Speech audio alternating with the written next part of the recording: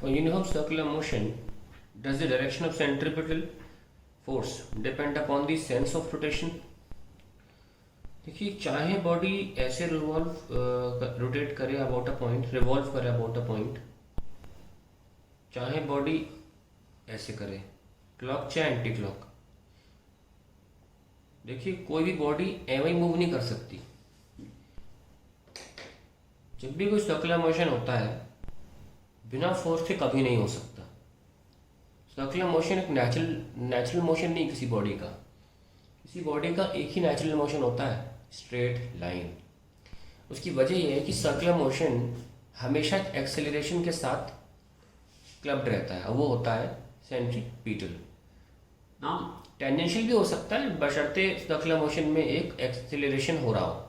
I mean to से circular motion की जो एंगुलर वेलोसिटी है वो इंक्रीज हो रही हो या डिक्रीज हो रही हो, तो फिर एक और एक्सेलरेशन आ जाता है, that is called tangential.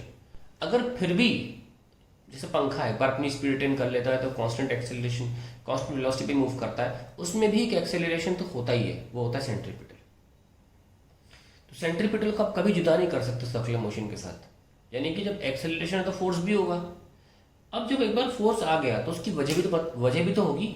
Force कोई ऐसी प्रकार तो नहीं हो जाएगा। अगर फोर्स है तो कोई लगा तो रहा होगा, कोई सूडो फोर्स तो है नहीं है कि कोई हैवी नहीं फिर भी लगे जा रहा है ना। तो कोई है जो लगा रहा होगा। अब चाहे सर्कुलर मोशन हो चाहे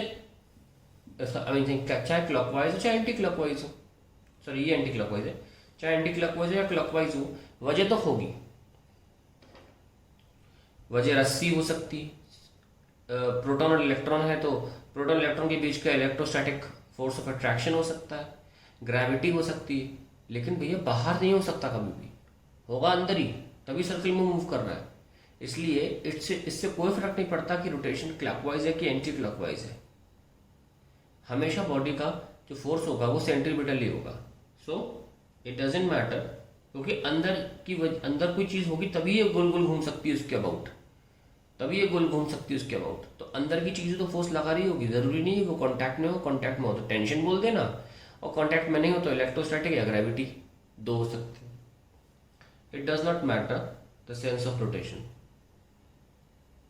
matter what is the sense of rotation. The sense of rotation, the force always is centripetal. ठीक है, ये नहीं है कि आपने मान लिया कि एंटी क्लॉकवाइज है तो सेंट्रीफ्यूगल लग रहा होगा। जैसे कि अर्थ घूम रही है अगर, या कोई भी चीज अगर ऐसे घूम रही है एंटी क्लॉकवाइज, तो आपने सोच लिया कि बाहर की तरफ फेंक रही है, ऐसा कुछ नहीं है।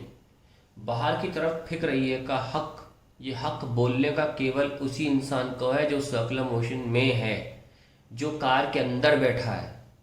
सिर्फ उसी को हक है बोलने का कि बाहर की तरफ फेंक रही है, आपको नहीं है। आप बाहर उस सर्कुलर मोशन में नहीं हो, आप बैठ जाओ फिर आप बोलने लगे हो बाहर की तरफ फेंक रहा हूँ, आप ही को हक है बोलने का।